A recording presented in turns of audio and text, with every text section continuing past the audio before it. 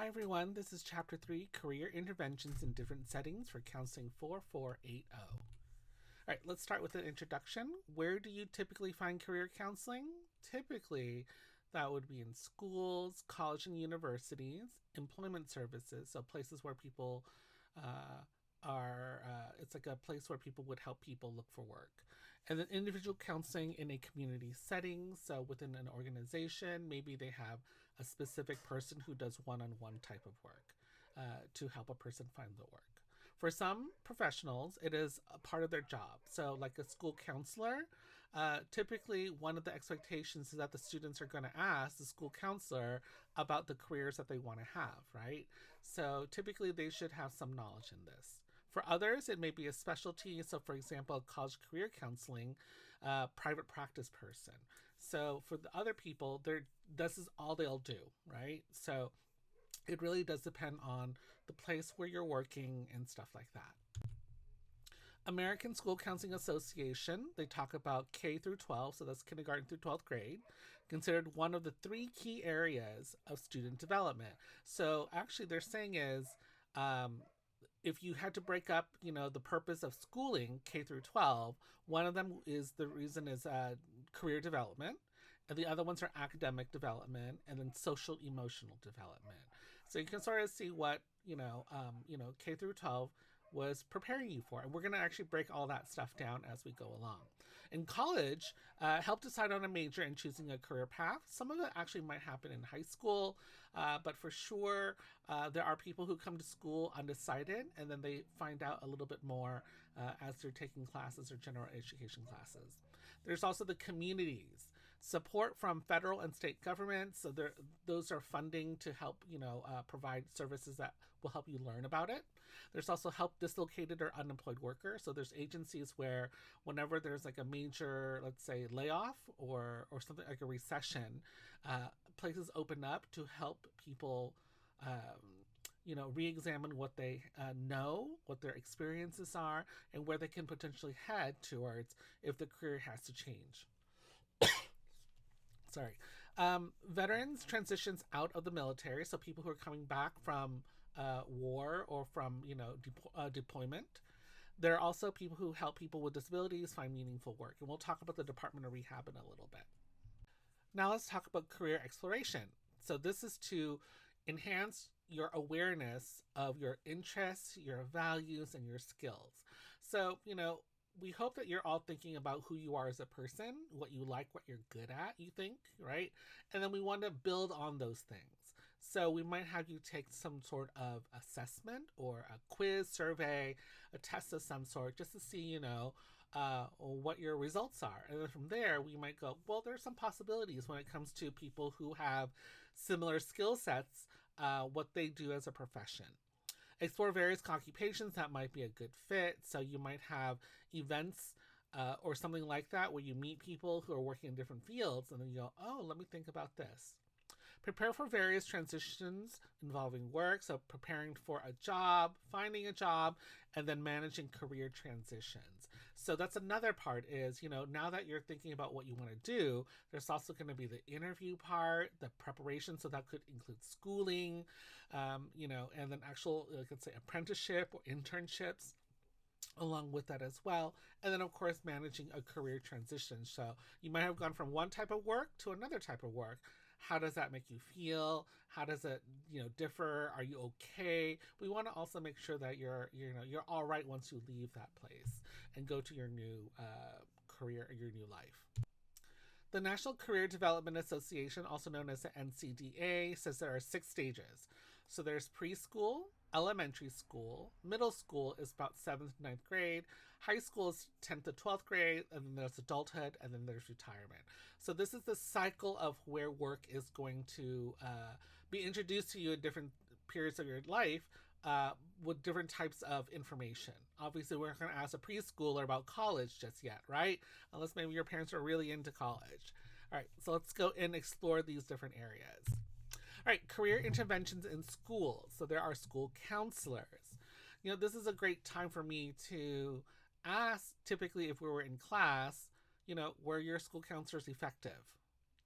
And I'll hear mixed mixed bag when it comes to this. And it really does depend on the schooling, right? And so then that becomes another layered and deeper conversation where we're talking about people who are in areas that don't necessarily have a lot of funding when it comes to schooling versus a place where it is very affluent or very wealthy. It's going to be different there as well. All right, when it comes to academic development, career development, and social emotional development, they intersect here in school considerably. So again, like we talked about before, what we believe is that K through 12, you're learning about what you're going to want to do in the future. You're going to also learn things like, basic educational stuff, but you also learn how to manage your feelings, okay, during this time and socialize with people. All right, academic development, prepare academically for postgraduate transitions. Career development is identifying and implementing career goals. Usually in high school is when we really want to settle down and decide what are realistically what you want to do. The national standards for students. Standard 1 is to understand the connection between school and the world of work. So to be able to make sure that you understand the things that you're learning in school can be applied to the work that you're going to go into in the future. We hope that you understand that. And also sometimes it's a little worrying when people go, I went to school and I learned nothing. What was going on there? Because I think you were exposed to a lot of information. What happened? And we're not blaming any of the students or anything like that. We're just wanting to know what happened during that time period. Standard 2 is plan for and make a successful transition from school to post-secondary education and or the world of work. So the other reality is that once you are done with high school, you can go to work, or you can go to college to study more and then find other work. Okay, and obviously you can do a combination of working while you're going to school as well. But typically we're talking about is, those two major areas, which is go to work, and work could also mean go to the military, right?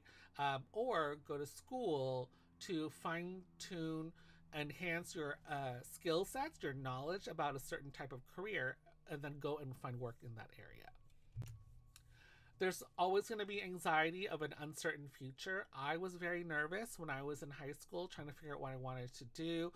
I wanted to study art. My parents wanted me to study science. So there's a lot of anxiety there, uncomfortableness and stuff like that. And I'm sure you probably felt the same way as well. Or some of you did, or know someone who did feel that way, where you wanted to study one thing and your parents or your family wanted you to study something else, or maybe you didn't even know what to do, right? And that causes a little bit of feeling of uneasiness or anxiety, which is totally normal during this time period. Okay, choosing a major in a college or post-secondary work setting can also be very nerve-wracking and scary. I personally applied to 9 colleges in my high school, during my high school time, because my parents always told me that I was not very smart and that I was a failure. And so I thought, oh, maybe I should apply to a lot of schools because maybe none of them would, accept me, right? And so there's a lot more psychologically that affects you during this time period, okay? The relationship between high school activities and grades and the future opportunities also play a role too, because when you're applying, they want to know what your GPA is. They also want to know what your extracurricular activities are, what you do when you're not being forced to go to school and learn, and also what are your passions, your skill sets, and stuff like that. There are 2 career development standards, the mindsets and the behavior. So let's talk about mindsets. Mindsets is building a self-confidence and the ability to succeed. So this is like, how are you thinking, or what are you thinking in your head right now? Okay. Are you ready for school? Are you ready for work? Understanding the post-secondary education and lifelong learning are necessary for long-term career success. So a lot of the things that you learn in school is pretty much what we believe is true at that moment, okay? But maybe 10 years from now, certain things will be discovered and then we'll change how we see certain topics, okay? And we need to realize that, okay? So this is why people always say that you become a lifelong learner, because as you're going through your career and working in the field, you'll notice things will change. Technology will be added, and then it makes other things different, right? So maybe a new medication gets invented that will help you lose weight that before the only thing you could do was, exercise and eat less, right? Let's say. And so now what does that do to our world? And then developing a positive attitude towards work and learning. And I hope that you think that learning is a good thing and a fun thing. Sometimes it can be very, difficult or challenging, but I hope that you realize that learning is actually really fun and interesting, and it makes you, I think, a better person. Okay, and then working as well. Having that experience, building and fine tuning a specific skill is awesome. You become a professional, an expert in a field, and that's what you're doing right now while you're in college. All right, behaviors is the other part of this, which is learning standards such as identifying long and short term goals. So, to be able to understand, there are certain things that you have to think about from a long time from now, right? Things you're going to get to. But then there are also things that you need to get to first, and stuff like that. So, let's say getting an AA and a community college first, and then from there going to get your bachelor's degree, let's say at a university or a college. Developing self management skills, ability to manage transitions, and adapt to changing situations. So, if you do go from high school to, let's say, a community college, then within a couple of years, we're also going to probably expect or think that you're going to transition again to another college, right? Which means that you're going to have a very different perspective and experience from all those different locations because they serve different purposes, right? So to be able to go, okay, this is what I need to do next. It's a little bit different than it was before, but I will adapt. I will handle it. Okay, then developing social skills such as effective use of collaboration and cooperation skills. This is always going to be challenging, right?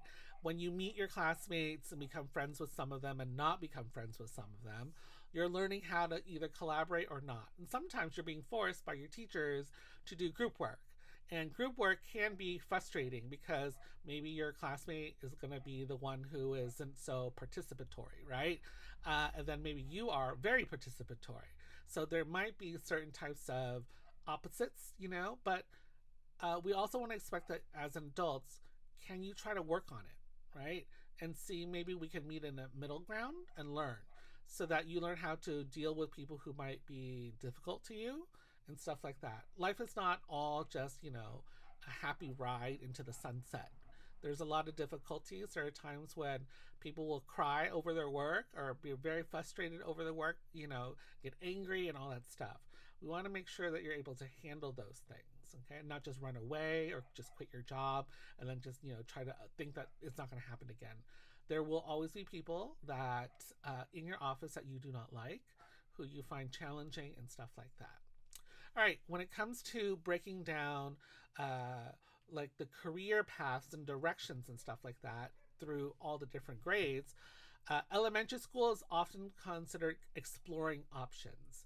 So this is where you might see teachers invite professionals into the field into your classroom, so that you can just meet them, like a lawyer, a doctor, a firefighter, a post office, delivery person, whatever it is, right? So you want to see all the variety, or we hope that you do, or at least talk about those things. Middle school is relating to the self, to the world of work. Once you're into middle school is typically when you start to get to know a little bit about yourself. Okay, you're going through puberty, right? There's all these emotions and all that stuff. Who are you? So this is when you're starting to realize, who you are and maybe how it could relate to the work that you might have in the future. And then in high school, that's when you start to decide to make decisions. Where am I going to go next? Am I going to go to the military? Am I going to just go to work, or am I going to go to private college? And if I'm going to go to private college, what colleges do I apply to? Right? What are the majors that I'm going to say when I apply to these colleges? So you can sort of see how K through 12 is actually developed into these three components depending on how you are developing in the lifespan of your life, right? You're not going to be able to decide what colleges when you're a elementary school student because you don't understand it all just yet. You might say that you do, but you probably don't. All right, let's start with preschool years. So children form initial ideas about occupations during their preschool years. So during this time period, they might know that mommy and daddy go to work and sort of do certain things. Maybe aunties and uncles and grandparents and cousins and relatives and friends or whatever who are adults are working. And they start to go, oh yeah, so-and-so works at McDonald's. So and so is a doctor, right? So and so is a counselor. Maybe, or at least they're saying they're helping other people, right?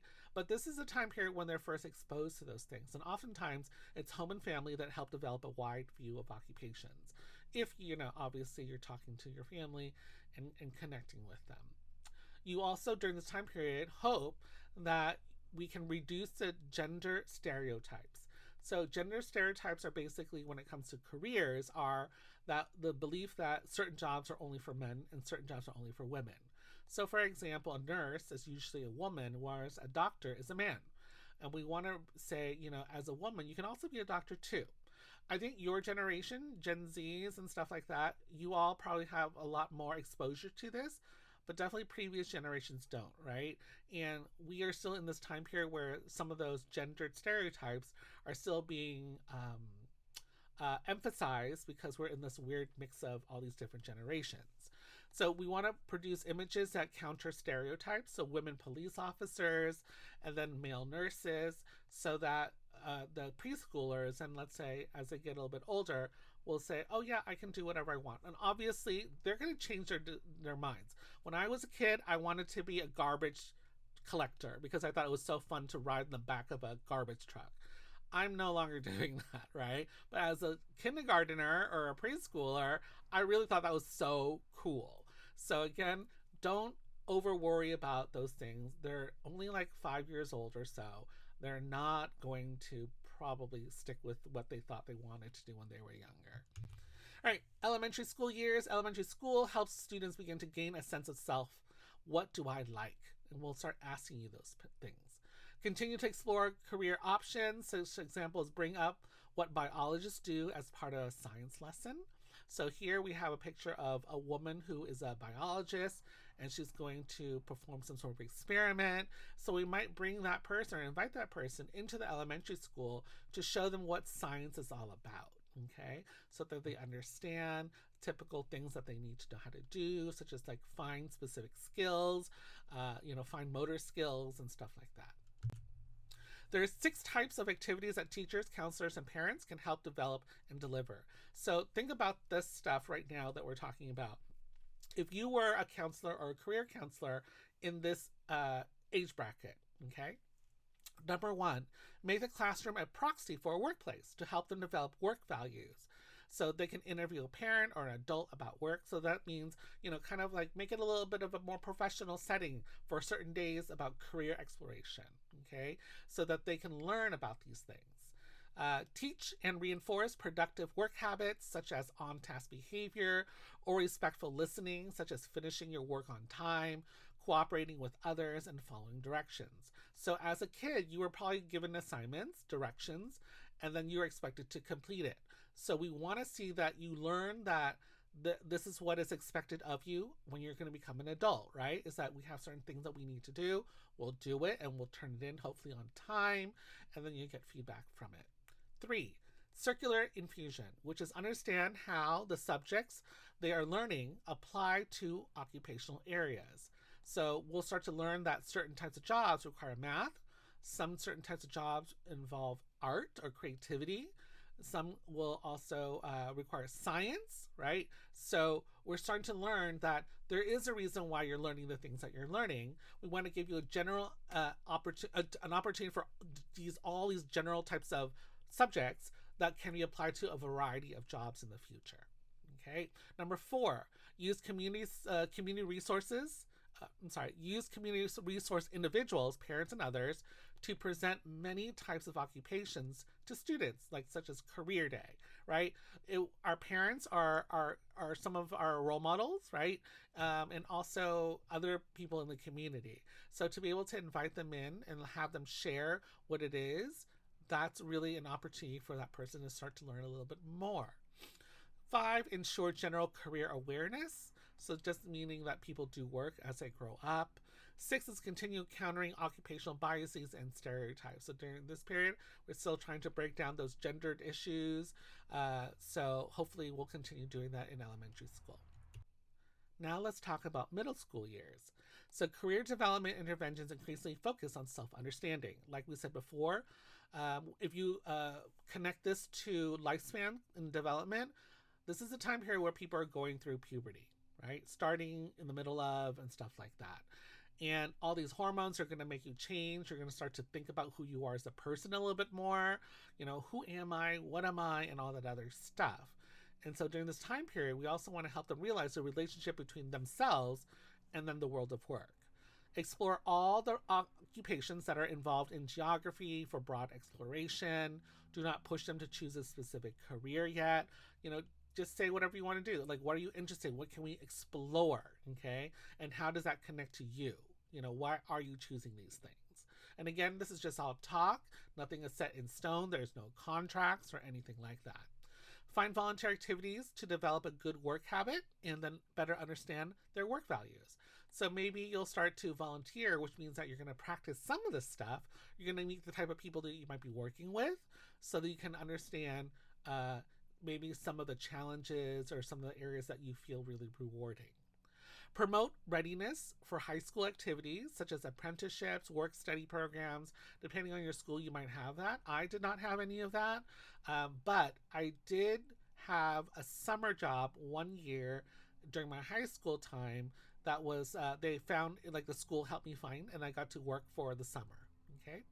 Complete the ONET interest profiler. So we will introduce that area into your assignments so that you can look at a type of assessment or a survey questionnaire that'll help get you to know yourself a little bit better.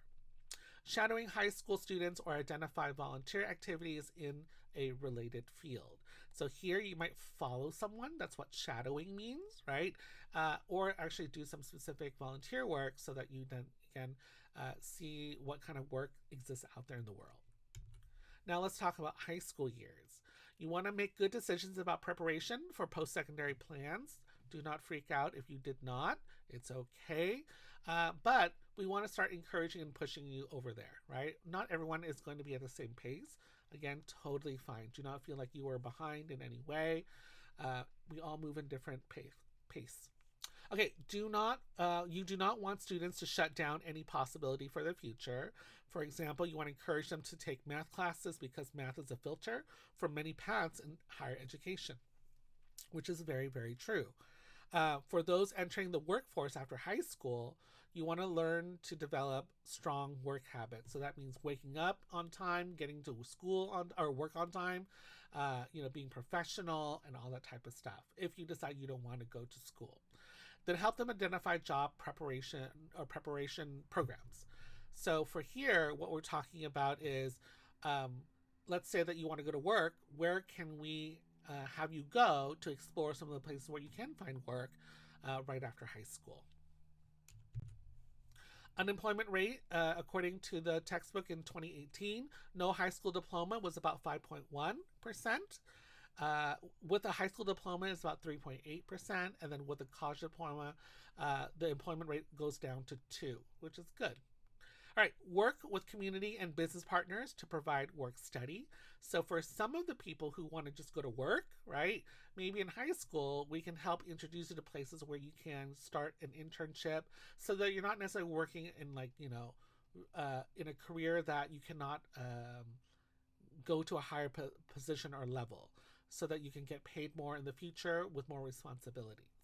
Know how to make work-related decisions, such as potential work changes in the future. So how do you know when you're done with this job and you want to move to the next one, or ask for a raise and stuff like that? And then students should have multiple occupational choices rather than just one.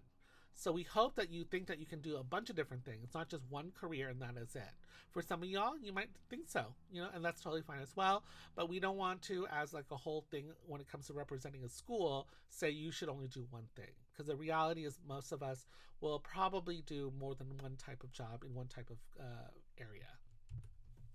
For those who want vocational or technical education, so what vocational school or technical school is to study a specific career path, okay? So that means becoming an apprentice to a professional. You want to also maybe take a prep class, a tech prep class, so you can understand the technical components of specific types of careers. There's technical training in community colleges and vocational training institutions. So like ITT Tech, I think that's still around. There's other ones as well, but like think about becoming an electrician, right? You'll probably go to a school that has that area so that teaches you the technical part so that you are safe, right? And then when you're building or assembling buildings and stuff like that, that, you know, everyone is also safe as well.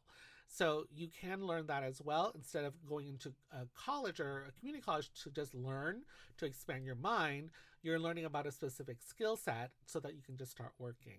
And that is great as well. Some of us are not meant to go to school, to college to get a master's and stuff like that, right? Some of us are like, show me how to do plumbing because I just want to become a plumber and then work like that until I retire. And that's great for those people who know that that's what they want. Counselors need to know them to help students make informed decisions. And as a counselor, as you get to know your kids or your students, you'll start to be able to talk about these things, open up the opportunities so they're aware of these opportunities, and then have them make the choices that they want to do. Because again, it is their lives, right? All right, and then for those who have a college or university education, making a college major choice, which they may change once they enter into college. So did you change your major when you were in college? I'm sure a lot of you did, right? And it's totally fine that you do that. Maybe you were just undecided. You just want to get GE classes or general education classes. And that is totally fine as well. You want to shadow, intern, work study to help make decisions, learn how to make a decision, not just a one-time choice, because again, you're going to have to make decisions for the rest of your life afterwards.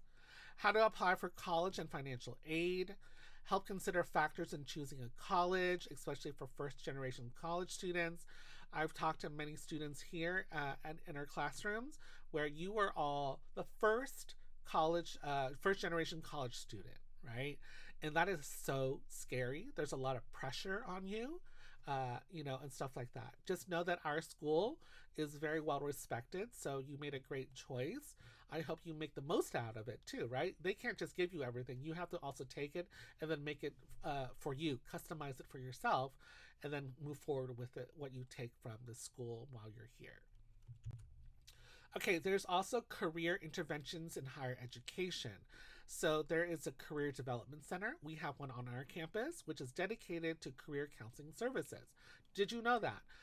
So there is an office on campus where if you go there, you can start asking about looking for jobs while you're in school. Maybe you don't know what you want to major in. They have some certain types of surveys and questionnaires that will help get to know you, your results, where in the results, they'll also say, hey, you might want to think about becoming a biologist or becoming a counselor or becoming a teacher. And these are the reasons why, right? So there's more science backed up behind that. So that you can go, okay, let me think about these things. Maybe there are certain jobs that you didn't even know existed, right? Imagine content creator. That's not something that existed like more than 10 years ago. I think that's a little bit less than that. So for sure, there's just new jobs coming up, old jobs going away. So it's really nice to be able to go to a career center and then learn a little bit more about all the things that you didn't know existed. All right, career interventions by advisors, faculty, and student services personnel. So talking to your advisor, your teachers, they will also tell you about certain types of careers that you might want to consider. You want to make decisions about what major, what should I major in? What should I do after college? Should I work or go to law school first? So again, when you're in college, you're going to learn about these things because you're going to learn about the requirements for certain types of jobs. Managing the anxiety of indecision and planning for the next stage. Again, it is a nerve-wracking time to be in school because you're like, what am I going to do after I do all this? What am I going to do once I, are done and have a diploma? It can be really scary. And it's something that a lot of students feel. So do not feel alone, even though you do feel alone. This is why going to school, making friends, and talking to other people, you'll also realize other people are feeling exactly the same way. Help them make transitions to settings after college, such as work, maybe setting up with an internship before they go to work. Our program actually expects that you do a year-long internship so that we have a better chance, or you have a better chance to becoming employed after you graduate? Or do you go get your master's and PhD or EDD, right? That's something that's for some of y'all, that's what you want to do. So again, we can talk about that in college as well. All right, when it comes to career interventions in higher education, the National Association of Colleges and Employers have 8 competencies for career counselors. So this means that these are things that we hope that you are able to do and know about when you're in school. Number 1 is career coaching, advising, and counseling. So these are procedures or steps to become this type of person. Number 2 is brokering, connecting, and linking, which is about networking, right? So brokering is kind of like doing a deal. 3, informational management. So this is, there's a lot of information on the internet, right? How do we know what is the right type of information versus something that's wrong? So this is what we're going to provide you with when it comes to websites and stuff like that in this class. 4, marketing and promoting the career services office and social media. So then now we're starting to learn about the fact that there's other ways of getting information about it as well. 5, program and event planning and administration, budgeting and time management. So learning how to work within a budget. We all don't have $1 billion, right? We have to make with what we have. And so how does that work? 6, research and evaluation of effective programs. So did your services work? So starting to learn about all the different programs, what are their strengths? What are the areas that they need to improve? Number 7, teaching and training. So that would be mentorship. So, talking to your advisors, talking to your faculty members and stuff like that. So you can sort of get even a bigger understanding of this field. And then 8 is management. Overall case management is learning how to do the paperwork component of all of this, right? There's a lot of paperwork in counseling. And so we want to make sure that you're prepared for all those things as well. Some schools expect placement rates of their students, which basically means is that once you graduate, we expect you to have a job, okay? All students choose a major before they start college. Typically, some of you guys are undecided or will change. It's totally okay. Link career services to retention efforts. So we're hoping that you're going to be able to have a job and keep the job. And that's how we understand that what you did in school, what you learned in school, connected you to the real world. Network within K-12 schools. Career fairs is a place where you can also network. And then pay attention to the first generation college students and the minorities, because sometimes they don't know where they're going. It's a lot more assistance that can potentially be needed for those people, right? I've talked to students who do not understand how college works, and it's really fascinating because I've had a student go, where do you buy books? This is a legit question that one of my students in our department asked me in the middle of her college education. And I was kind of shocked, right? But this is what happens. Now that person, I believe, is actually working with a master's in the field. So she's learned quite a bit, So we all start from somewhere. And I hope that you all get to where you want to go, wherever you were from at the beginning of your life. All right, career interventions in community setting, public and private sector funding. So there's private agencies and there's public agencies that you can work in when it comes to counseling. So there's a place for career assessments. So that's testing, right? Assessments is testing, asking survey or having you fill out surveys or answering questionnaires and stuff like that, so that the results are numbers, that the data that we can kind of understand where you are in the present time. There's career and occupational information, local information, career counseling, career training, a job search assistance, and then job placement. So these are all places where money can get spent to helping people find careers in our country. There are 5 types of clients typically that we will work with in the career counseling field. People who just graduated from high school.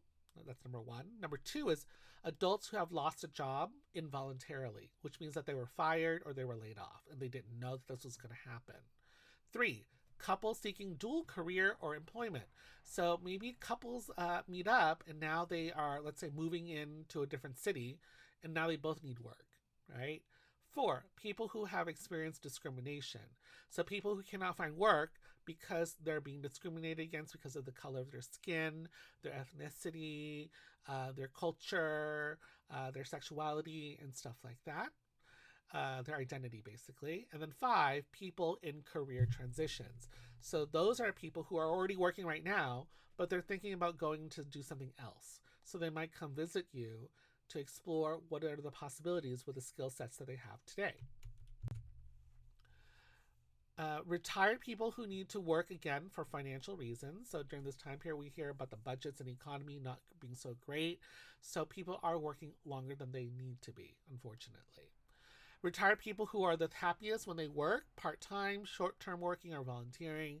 So there are some of y'all who work is your identity, right? And you probably know people who work is who they are day and night, right? They take their work home, they are their work, and they're very happy. So when it comes to retirement for those types of people, it can be very, very jarring. People fall into depressions during this time period. So you might want to ease them, down into retirement. So maybe they'll start doing work part-time. And then from there, they might start doing volunteer, or they might become a teacher of some sort to let's say, do consultations and stuff like that. People who have been formerly incarcerated, right? We want to encourage them to find a career because we want to prevent recidivism. Recidivism is just a fancy word for going back to prison again. Okay? Domestic violence centers are women who have economic freedom. We want to make sure that oftentimes people who are battered were abused by their partners and also prevented them from working. And when you have no work history and you don't think that you know how to do anything, you might not be able to find work, right? So in domestic violence centers, there will be someone who's going to be there to help them, maybe encourage them to go to school, learn how to type, learn how to read.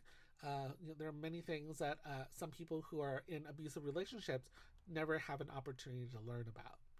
You want to move from the welfare to work for some people because sometimes we're in a place where we don't know what to do. We need money to survive. And so we apply for welfare and stuff like that. But it's also not a lot of money, right? So hopefully they are motivated now that they have food in their stomachs, a place to stay and to live, basically. Now they can actually start doing work that they can get paid a lot more in, so they can then survive and buy the things that they need and stuff like that, and basically leave welfare. There's mental health disability to work. So there's also people who are experiencing types of mental health issues, and how do we help them go back to work? And the military veterans returning to civilian life.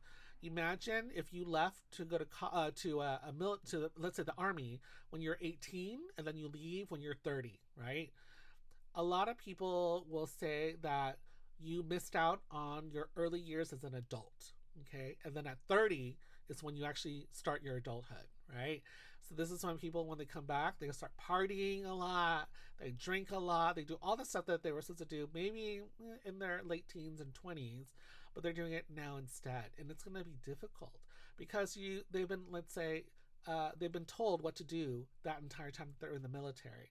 And now they can kind of do anything they want. And all that freedom, and then you get money, right? And all that stuff, it's very attractive. It's very distracting from thinking about what you're going to do for the rest of your life as well. And I've heard people basically spend all of their benefits wasting away, partying and stuff like that. Maybe some people who are like that as well. Again, it's not a bad thing or a good thing. It's just, sometimes people do that, and, we need to deal with whatever the result are as of today, right? Yeah. All right, rehab services, publicly funded or private funding. So rehab services exist in both areas. Find appropriate job placement is a goal for the rehab counselor. Because of disability, can no longer continue with their previous work. So maybe they acquired a disability where, let's say, they were standing a lot and now they can no longer stand. They have to sit, which is also known as sedentary work. And so we need to find jobs where they're sitting as opposed to standing. Private practitioners who specialize in career counseling. So there are people who go around and kind of like become your therapist when it comes to finding work, right? A career counselor. And so they might advertise their skills online and social media, offer you certain tips. And they said, if you really want everything, join my thing or whatever, and I can show you more, right? Hopefully they're doing good. They're not just scamming you. But there are people who do private practice work. And remember, you can also do public practice work, and then on the side, do private practice work. Okay, within organization, career counselors help choose various options to advance within the company, transferring locations or changing departments. So people can also help you within a company go to the next position once you do well, right? Or maybe there's a job opening and you have questions about what that is versus your department because it's a different department. So you're able to ask those questions with those people. Others will help with career adjustment, career pathing, and or succession planning. So what that means is, let's say that you're working at a place and you got a disability. Okay, some people develop disabilities. So what are certain things that we need to do now to accommodate the person so that they can continue to do their job successfully? Or career pathing, which is basically going, what's the next step? Or also retiring. Succession planning is when you're starting to now retire from working at this place. There are some professional challenges, finding enough resources to provide effective services. This is one of the first classes that you're taking when it comes to this field, this topic. So we're going to offer you some here, and as you go along with your studies, you'll get more as you go along. All right, highlighting the importance of career interventions to help people's well-being. So we want to make sure, again, that you have a good home-work balance, right? We want to make sure that you don't feel overwhelmed. And if so, what can we do? Or what are the sacrifices? Are you going to get paid a lot more, to be working more or be on call more? Multiple demands on career counselors within schools and colleges. So these are things where they might expect you to do a lot of work, right? And how do you balance it? Because maybe there's not enough people there to do all the different jobs in your department. So you might have to share some additional responsibilities. How are you dealing with being overwhelmed? Reimbursement policies for certain diagnosable orders. So that comes payment wise. How does that work? It can be a little iffy depending on what state you are in. Federal educational policies and legislation that influence priorities in schools.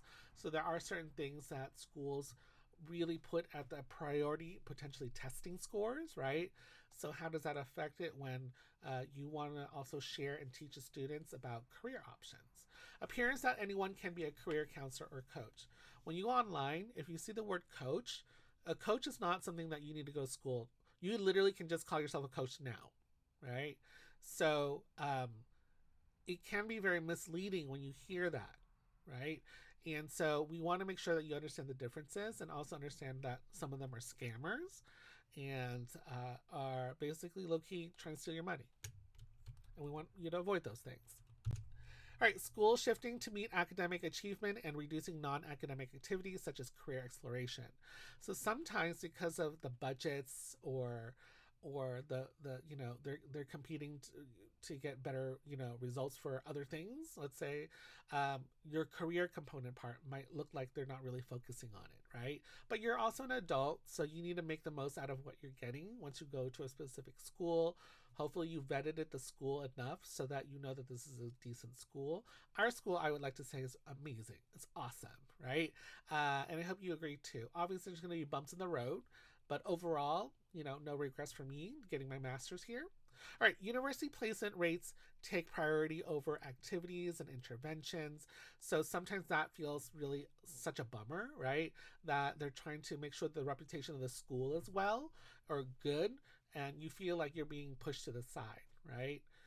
That feeling does feel very, very challenging and depressing. People using technology over career counselors. So sometimes you just go online and you think that you are a professional career person or know exactly what to do. It's like people who go to WebMD and think that they're doctors now, right? And they're diagnosing people. The same thing can happen also with career counseling.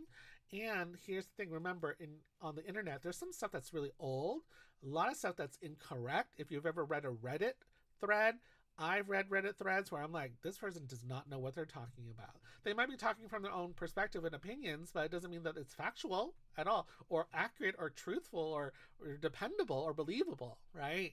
So that's something that we want to make sure that you understand is that when you use technology, it's a tool. It should not replace an education or understanding of what you need to do. All right, the reduction of value for college. This is something that's been more recent than before, where people say that college is a waste of time. Again, I will have to say this many times. You make it, what you want. Um, you make the most of it, right? It's up to you to decide whether or not school is important to you and how can you get benefits from it. We offer internships, we offer opportunities for you to learn, but if you don't choose to do any of it, right? What can we do? We're not your parents. You're not, you didn't hire us to be your micromanager, right? If you choose not to read your textbook, if you choose not to attend class or do well in class, we can't do anything about that. So, of course, school's going to look like it's terrible. But there are people who study quite a bit and go, you know what? Through reflection, through all these experiences I've had, this is amazing. School is, anyways. The myth is anyone can be a career coach with limited training. I want to let you know that once you are done with your program and maybe even get your master's, and then you compare yourself to like a social media career coach, how vastly more informed you will be compared to that other person. And the other person's kind of just taking like the chat GPT quick notes version of who a real authentic person who knows how to do all this stuff is. Okay, it's more of a show than anything else, I would say, just because they're trying to again scam you out of your money and stuff. All right, you want to maintain a high level of competence in a very fast changing field. Again, the economy changes all the time. Technology is being added to everything. So, like now, I incorporate ChatGPT or AI into considerations when it comes to your experiences. Technological changes. Again, we just talked about that with AI probably being the biggest one. Although don't over worry about AI just right now. It's still at its infancy. It's better used as a tool than actually to replace a lot of people as of now. All right, globalization. So we're working with the world. I don't know anymore during our political climate right now whether or not that's going to continue. Obviously, it will be. I'm just joking around with you a little bit. But we will be working with people all over the world. Our lives will be connected, and we need to realize that. Shifting jobs and occupational roles and responsibilities. Again, jobs will start to change back and forth because of technology. And then local and national labor projections are also going to be a huge factor. What that is depending on where you live, certain jobs might increase while other jobs might decrease, right? So, yeah, it depends on where you are, where you live. Maybe we'll no longer be much more of a farming, country areas with farming as a big thing. It might go away. Maybe a bunch of these, like, what do you call those, data centers will pop up. So it'll be a different type of place with different types of careers because of that. All right, that's it for this chapter. Bye.